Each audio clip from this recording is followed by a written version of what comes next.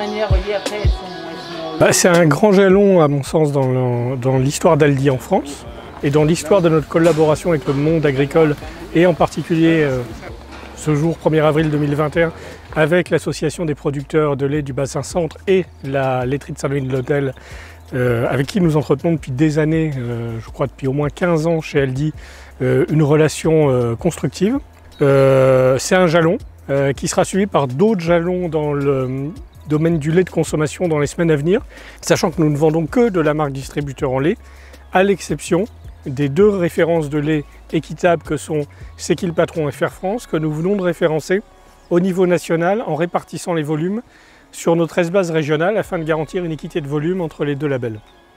Donc on a les mêmes conditions, 370 du 1000 prix de base, 385 toute prime, ce qui représente, je crois de tête, à peu près 105 millions de laits conventionnés que nous allons acheter.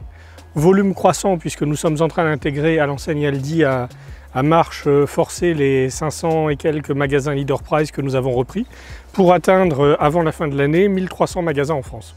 Les contrats tripartites, ça nous apporte une stabilité du prix avec une visibilité dans le temps. Si on veut faire des investissements ou embaucher du personnel ou quoi, on sait qu'avec un prix stabilisé, on a une visibilité et le fait de signer sur 3 ans, ça nous donne un petit peu d'ouverture et nous permet de voir l'avenir un petit peu plus sereinement. On est engagé déjà depuis plusieurs années sur une alimentation non OGM. Alors ce que l'on produit, il est déjà de base.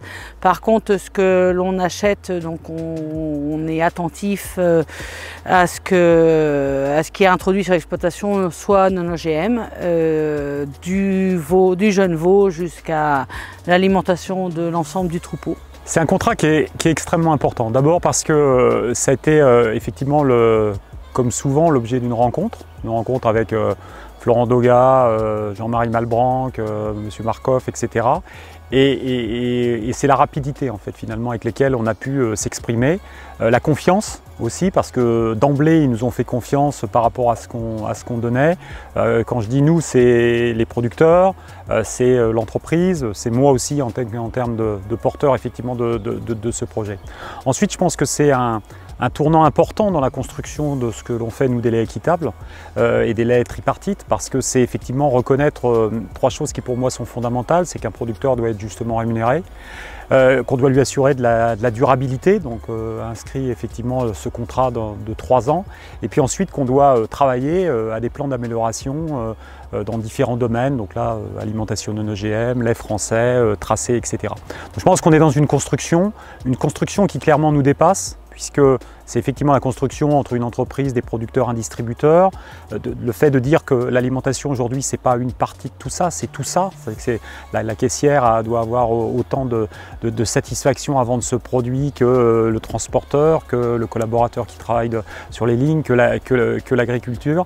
Et qu'on est vraiment dans un schéma où l'enjeu, c'est demain la biodiversité, la diversité dans notre pays, maintenir de la gastronomie, maintenir ce qui fait finalement nos racines et qui aujourd'hui est en très grand enjeu pour construire une société différente dans laquelle les gens se respectent et qu'on reconnaisse en fait finalement le travail des uns et des autres. Donc c'est une construction, je parle souvent du mur de briques ou du patchwork de solutions.